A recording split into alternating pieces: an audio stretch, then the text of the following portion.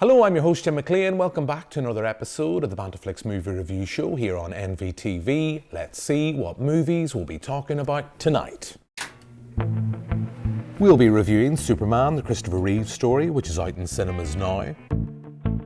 Our pick of the streams is music by John Williams on Disney+. And we'll wrap up with our DVD of the week, the Rosemary's Baby prequel, Apartment 7A. So that's what we've lined up for you this week. Joining me in the studio here in Belfast is Richard Davis. Hello. And Tim Burton. Hello. Hello to you both, gentlemen. We have a packed show this week. And Tim, since we have you on the show, we always start with a little bit of movie news. This week, of course, we heard the sad news, the passing of Quincy Jones. And you have a huge passion for music and music and cinema. So I just thought it'd be right that we ask you a little bit just to share your thoughts on the passing of Quincy Jones. Well, look, yeah, it would be remiss of us not to mention it. Yeah, Quincy Jones, what a legacy.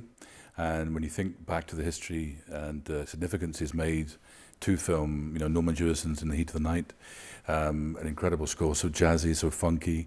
The Italian Job was soon after, and that cemented a friendship with him and Michael Caine. And they had so much friendship together. They did a big live event, actually, at the Royal Albert Hall in about 2010, I think it was, an evening with Michael Caine for like a big charity event, and Quincy Jones flew all the way over, and he conducted, you know, some of his score from The Italian Job. Wonderful night, and he's not just a producer, because we know of obviously the Michael Jackson and the Frank Sinatra collaborations. He was really a classically trained musician. You know, he lent his talent to so much music of all different genres, and The Color Purple being quite, I suppose, his most famous film segment because of the Steven Spielberg, Whoopi Goldberg connection. Quincy Jones, I think, had the rights to the film, so it was kind of this artistic marriage that only felt fit, and he really wanted to write the music, and he got all these, you know, legendary musicians to help write this very bluesy score, which was nominated for Oscars and everything. So Quincy Jones, thankfully, we've got a great legacy of his music we can quite easily find in various formats. You know? Without a doubt, and you've mentioned Steven Spielberg. More on him later we will be discussing, surely. Richard, I know you've been busy. You've been a few Belfast Film Festival events. You were at the opening night. You want to share your thoughts on that? Yeah, of course, Belfast Film Festival is on right now at the moment. Opening night was Halloween night, and then rather appropriately, Freywacka was the opening night film. Highly anticipated. I really liked the film. It's got a little bit of The Wicker Man, a little bit of The Witch, but still very like Irish folk horror. And this is a very music-themed episode. Love the score from Dee Hexon, and the cinematography just made the film feel like so much bigger than maybe the budget was, and great performances in it. So look forward to that coming out in cinemas, hopefully in the not too distant future. And yeah, it's a great festival. Look forward to it every year, and there's a lot more coming up. Wise Guy is the closing night film from Out of Orbit as well. So there's a lot of highlights. It's just packing them all in. Yeah, without a doubt. We always talk about every year, it's that difficult balance of trying to find everything to go and see. And Tim, you have your own event you want to give a mention to just before we kind of get stuck into the other movies. Tell us a little bit about it. Well, yeah, not to steal thunder, because it's actually the day after the closing festival film, so we'd never want to do that. No, on Sunday, the 10th of November, we're going to present at the Strand Arts Centre's very cute boutique pop-up in Connswater. We're going to present music by John Williams, you know, the new documentary by Laurent Bouzeroux. This is a documentary filmmaker who has done some great work. He did the Finding Harrison Ford documentary last year. He's also done a documentary on Natalie Wood. And also he was like the EPK go-to guy who did all the behind-the-scenes documentaries for the Spielberg films throughout the Laserdisc DVD era, you know, going back as far as that. And also Hitchcock. He did all those wonderful Hitchcock documentaries on the various releases that have happened, you know, throughout the decades. So this film really shines a spotlight on John Williams' career, and it's really the first documentary of its kind because he's a very private man. You know, his music we all know, you know, he has scored our lives, you know, from a certain age, certainly from the 70s onwards. but we don't know much about him and his family and his history, so it does give us a unique window into that world. And obviously we have lots of sound bites from Spielberg, lots of very unique scoring session footage which Spielberg himself shot on his little Super 8 or Super 16 camera.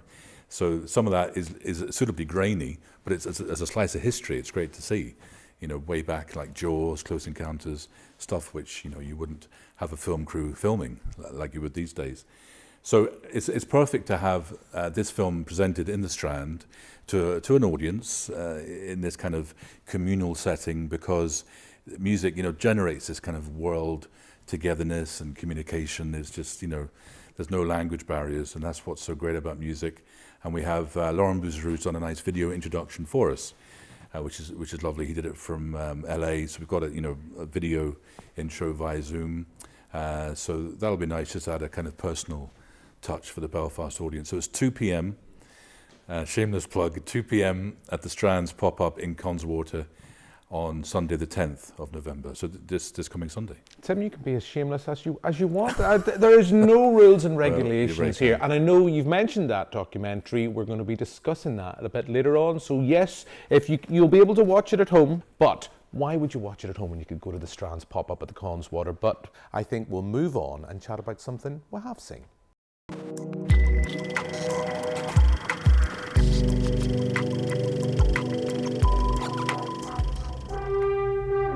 Everybody's looking for a hero. I am not a hero. That was a part. I played the part. I'm not that man. Hands down, he was Superman from day one. I realized that if I could pull off this part, it would change my life. John Houseman said, Mr. Reeve, it is very important to become a serious classical actor. Unless, of course, they offer you a load of money to do something else. He convinced me when I first met him that he would fly. Doing things with my dad, it was all about activity and action. Riding bikes, playing soccer, skiing. My dad was very competitive, and he didn't necessarily slow down. We said goodbye, and he gave this wave. That was the last time I saw him on his feet.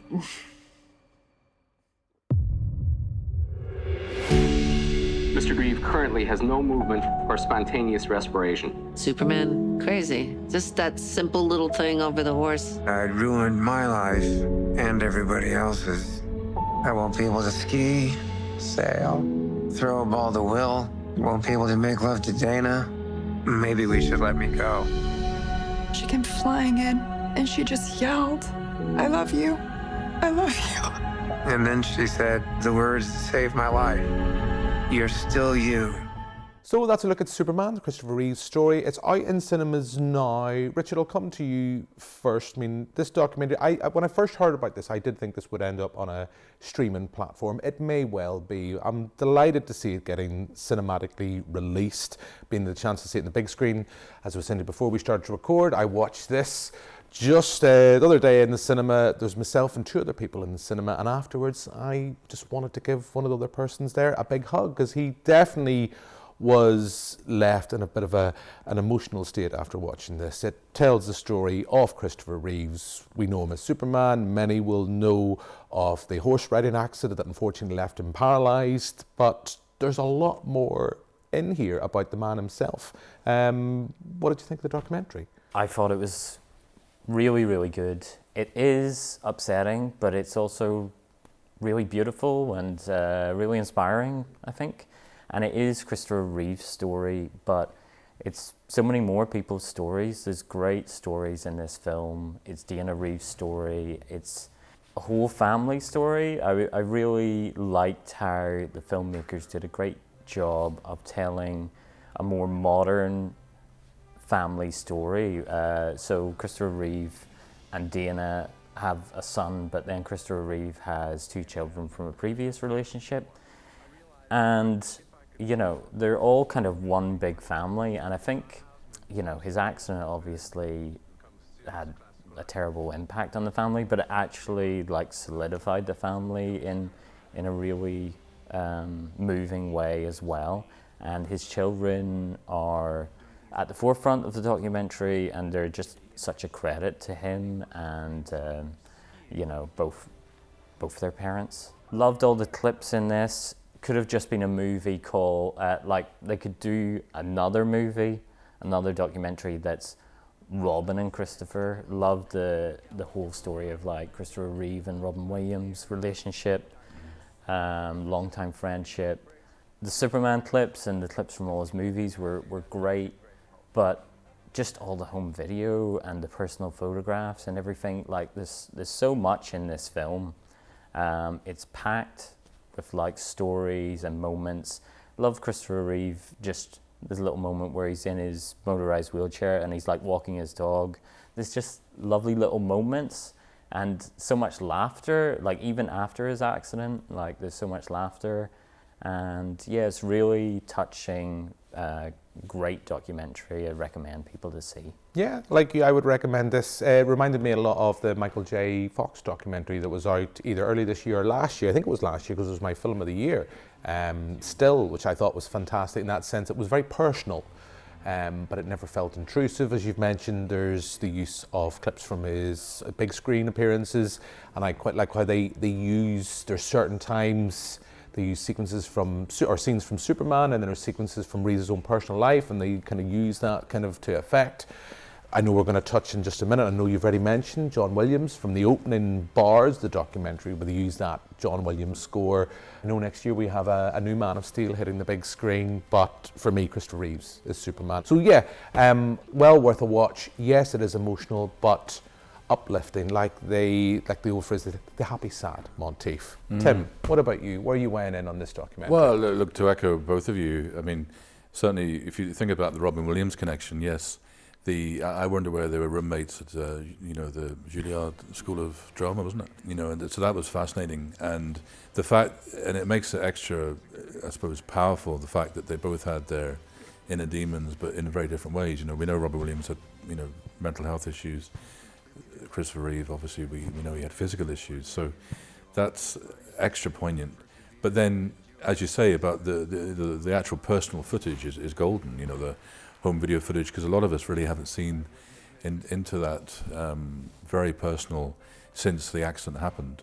In addition to, yes, some of the early footage of him, I think apparently it must have been a joy for the kids to see that. So it's Matthew, Will and Alexandra, and I think the three of them have really documented this beautifully, because essentially, yes, of course it's a love letter to their father, but it's also, it's a great example of the triumph of the human spirit, because I mean he overcame such terrible odds. I mean even the cost of, you know, the healthcare, like wow, you know, it's like mortgage inducing costs of healthcare, and actually it was so emotional whenever his wife says, you know, you're still you, and that was, I think that's the phrase that saved him, wasn't it? That's what he said, you know, because through all of that torture and you know, the accident, the equestrian competition he took part in, you know, where it happened,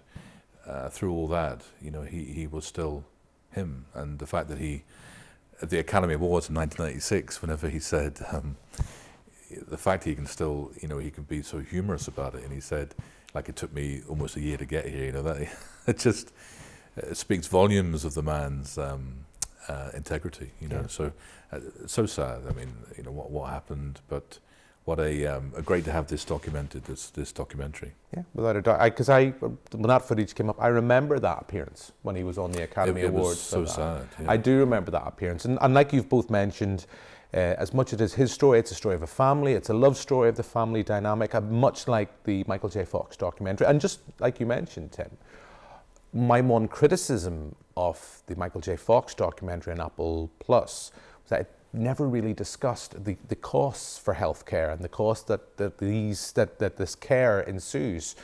They do touch on this documentary, and it is, you know, you get surprised at the figures, but yeah, absolutely fab documentary. Would recommend seeking it out. It is still in cinemas. I know it's a limited release, so you may have to seek it out, but we're going to move from that, but we're going to stay on a Superman-esque theme as we go to this week's Pick the Streams. greatest way to demonstrate how much music affects movies. Play it absolutely with no music at all.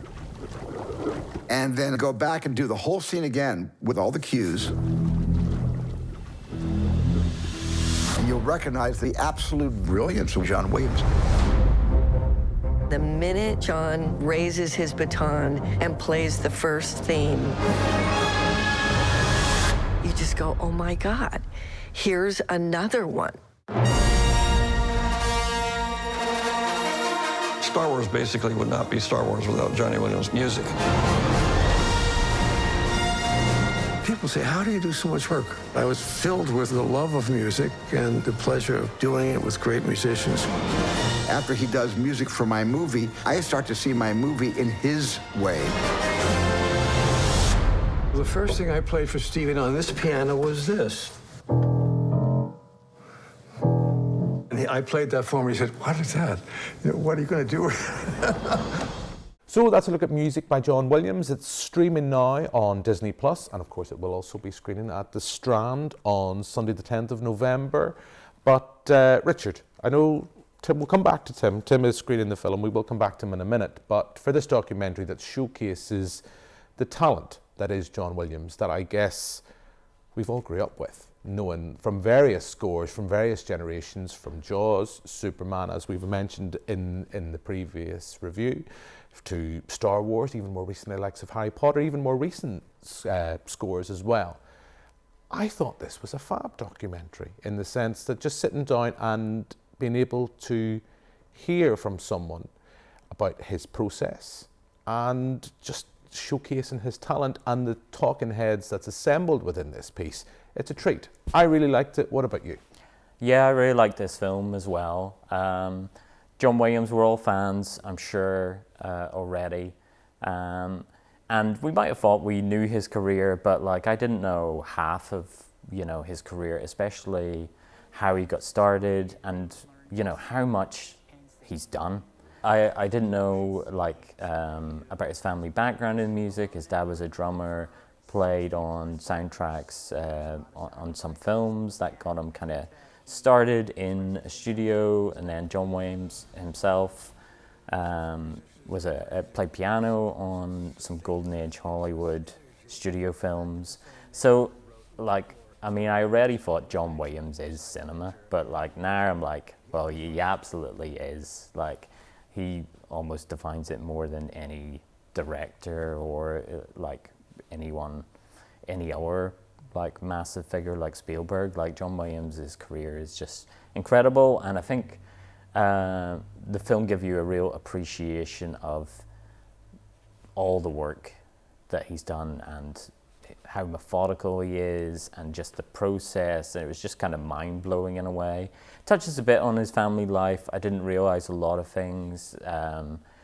There's a bit of tragedy in his life, and he's still quite a private person, but they say don't meet your heroes, but I think you're very safe meeting John Williams. He just seemed like a terrific person, and loved the documentary. Great revisiting his music and hearing some new music as well. I think it's a fantastic piece of work as well. So two out of 2.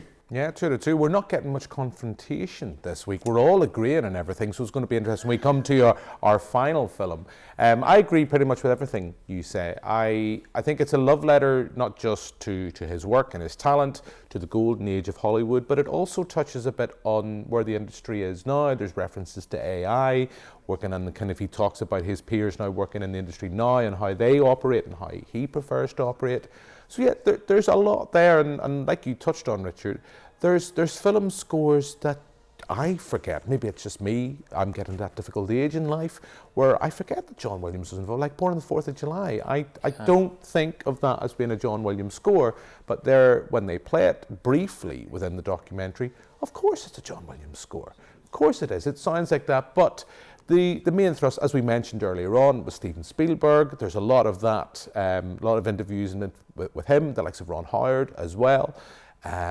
Just great, particularly talking about their early collaborations, the Jaws, where Spielberg had one idea for a score, what it would be. Williams had a different idea, and the talks of when they first when he first played that tune that we know, the theme for Jaws that we know so well now, when he first played on the piano. So yeah, it's 2 for 2, me as well. Tim, I'm going to guess, I'm not going to shock our viewers here.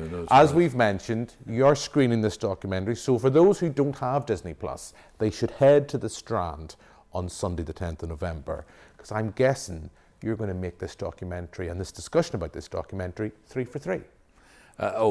Without a doubt, yes. Yeah, there's no surprise there.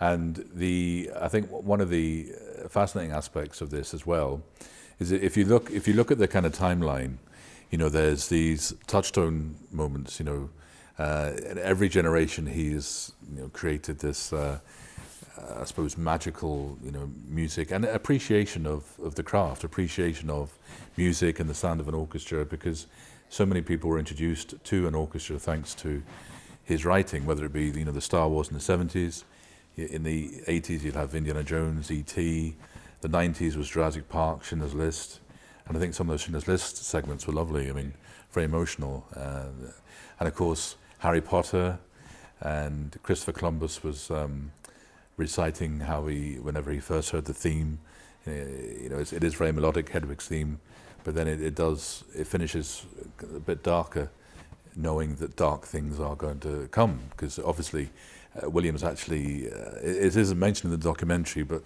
as a little kind of nugget, Williams read the Harry Potter books to his grandkids, and so he did know the world quite well. So it was a kind of a simple yes whenever he was offered to score those first 3 films. So no, it's a very special documentary, which yes, I think anyone who appreciates the arts and music, you don't have to be a die-hard fan to enjoy it. So I think with that we shall move on and wrap up this week's show with our DVD of the week.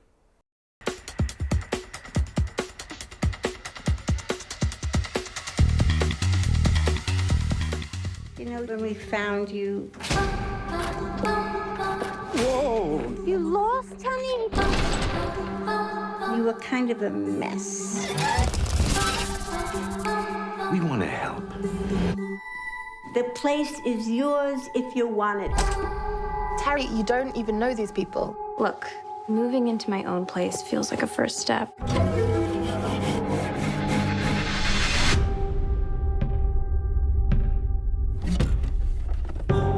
I think this belonged to your old tenant. She skipped out of here like Cinderella at midnight. All I want is to dance. Show me. Again. Being on stage isn't worth this. What's the holdup, dear? Can you just leave, please? So that's a look at Apartment 7A. It's available now on DVD and Blu-ray, but we should also say you can stream it on Paramount Plus. That's where I was able to watch it, but I thought, as we are this season, we are championing physical media. And I know spooky season is behind us, but I thought we'd talk about this movie. So a prequel of sorts, pseudo-prequel to Rosemary's Baby. This time we have Terry, a dancer, who finds herself, shall we say, at the very opening of the film, she suffers an injury on stage, trying to pursue her dream, and unfortunately her path ends up in the way of the Cassavetes. So Richard, I'll start with you again, as I have seemingly all this evening come to you first. Were you a fan of this film? I think I thought it was maybe all right.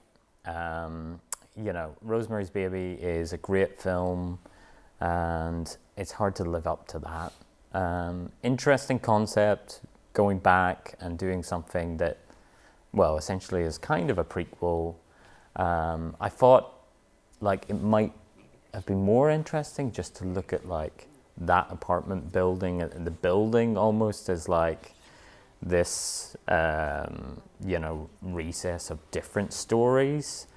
This feels kind of like a retread of the original, but for me it doesn't have nearly any of the atmosphere. Like the atmosphere of like Rosemary's Baby is incredible, and it really puts you in Mia Farrow's shoes, like psychologically, like it's a very subjective film. And I just didn't feel like this captured that or got near that kind of level of immersion for the audience. Quite liked the people in it. Loved Diane West in the Ruth Gordon role. Thought she was great. But yeah, for me, it didn't, like, if it gets people to watch the original, I think that's great. That's a positive. But I would say if you have a choice of either film and you haven't seen Rosemary's Baby, watch Rosemary's Baby. And don't forget, Richard, you've got the straight to TV sequel to Rosemary's Baby as well. For those of you who really want to go down a deep dive, I thought this was fine. It comes in the back of a year. We've seen a lot of these pregnancy horror. I think the last time we had you on the show, Tim, we were talking about The First Omen. I don't think it's quite as stylish as that. I was never bored when I watched it. I just thought it was fine, serviceable. Everything you've said, Richard, in that sense, that it doesn't really hold a candle to the original. I am a fan of the director. She directed Relic, which was out a few years ago, that kind of dealt with dementia and used that kind of a scope of kind of exploring within horror. She knows what she's doing there. There are some striking sequences in it. I think it's an interesting character that we have in Terry, who we do see in the original Rosemary's Baby, to try and flesh out her character. The disappointing thing, as you alluded to, Richard, is that they flesh out her character in a very similar path to Mia Farrow in Rosemary's Baby. So there's not a lot there. It's not a requel or legacy sequel in that sense, of course, because it's a prequel, but it is just rehashing a lot of the ideas from the original. And yeah, it's fine. I come back to a point, I don't think people will be bored by it, but I just think of those type of films, because I remember, Tim, I think we were all quite positive about The First Omen when it was released earlier in the year. So it's going to be interesting. Are you going to make this a wave of positivity to finish the show, or were you coming down on apartment 7A? Well, I mean, but I think it's okay. I mean, I wouldn't kind of slate it, but yeah. I mean, I think some of the, the kind of jump scares were a bit daft, because I'm not sure, and the creature wasn't very, I don't know, it wasn't very convincing. But you have, I mean, it's set in 1965, so I liked how the era was painted, with that kind of cinematography. It was all very nice and kind of brown and autumnal, I suppose. But there was just something about the pace of the film. You kind of know what's going to happen, so there aren't really any surprises. So I think the jump scares are there just to surprise us, maybe, and some of the, obviously the injury she has to endure. I mean, that's rough to watch, but essentially, because you know how it's going to end, there isn't really much to get your teeth into. But that's what I'm saying. I mean, it's not terrible. It's just you kind of, I don't know. You do end up feeling, just give or take it. You don't really.